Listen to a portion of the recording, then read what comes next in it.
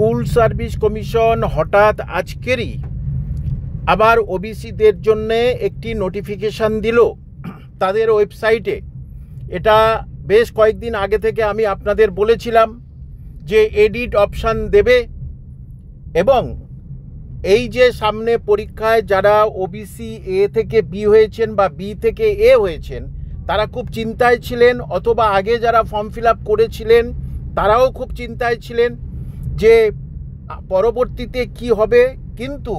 সেটা পরিষ্কার করে বলে দিয়েছে যে ওবিসি মামলায় হাইকোর্টের যে অন্তিম অর্ডার এবং সুপ্রিম কোর্টের অন্তিম অর্ডার যা হবে তার উপরে ভিত্তি করে আপনাদের কিন্তু এডিট অপশান দেওয়া হবে। অর্থাৎ যদি এই ওবিসি মামলায় রাজ্য সরকার জিতে যায় তাহলে আপনারা আপনাদের মতোই দিয়ে দেবেন, যে ওবিসি এ ছিলেন ওবিসি বি যেটা লাস্টে বার হয়েছে সেটাই হয়ে যাবে, বা আগেরটা যারা করেছেন সেটা হয়ে যাবে, অর্থাৎ 2010-এর আগে যারা করেছেন তারা, অথবা যারা নতুন যারা ওবিসি এ থেকে বি হবেন কি বি থেকে এ হবেন সেটা যে লিস্টটা দিয়েছে রাজ্য সরকার যে 66টার বর্তমানে, সেটা লাস্টে কি হবে সেটা জানা যাবে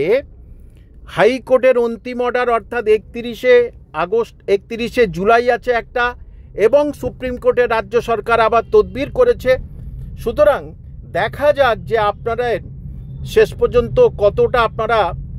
স্বস্তি নিঃশ্বাস ফেলতে পারেন। তবে পরীক্ষার প্রস্তুতি কিন্তু আপনারা নিয়ে যান, কারণ বারবারই বলছি সামনে সোমবার এই যে নিয়োগ বিধির পরিবর্তন করতে বাধ্য হবে রাজ্য সরকার, কারণ হাইকোর্টে উঠবে, এবং